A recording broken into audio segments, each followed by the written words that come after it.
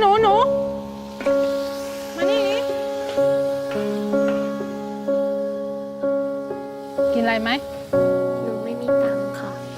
ไปนั่งก่อนเลยไปนั่งก่อนเลยเดี๋ยวป้าทำให้กิน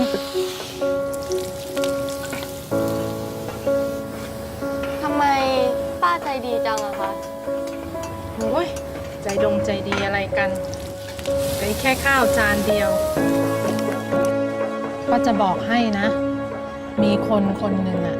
ใจดียิ่งกว่าป้าอีกพลอยเที่ยงแล้วตื่นได้แล้วลูกถึงแม้เขาจะจู้จี้จุกจิกลงไปกินข้าว ไม่ดูแลตัวเอง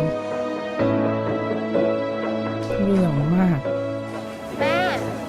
ไปก่อนนะเพื่อนรอ ไม่ถูกใจเราสักอย่าง ทำไมแม่โทรไปไม่ติดอ่ะ พลอยก็รีบกลับมาแล้วนี่ไง ป่านนี้นี่คือรีบใช่ไหม พลอยก็กลับมาป้าแม่ แม่เป็นห่วงเนี่ย แม่ควรปล่อยพลอยบ้างอะ ค่ะข้าวผัดไก่ไข่เจียว ไม่ใส่หัวหอม ป้ารู้ได้ยังไงอะครับว่าหนูชอบอันนี้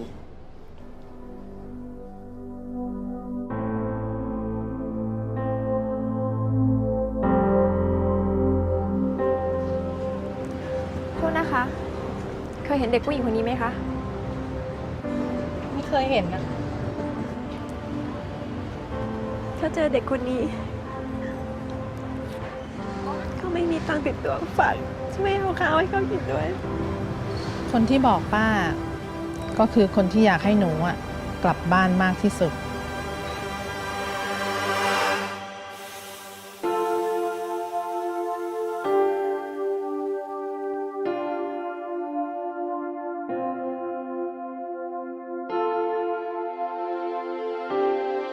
ช่วงนี้ลูกสาวกำลังจะสอบ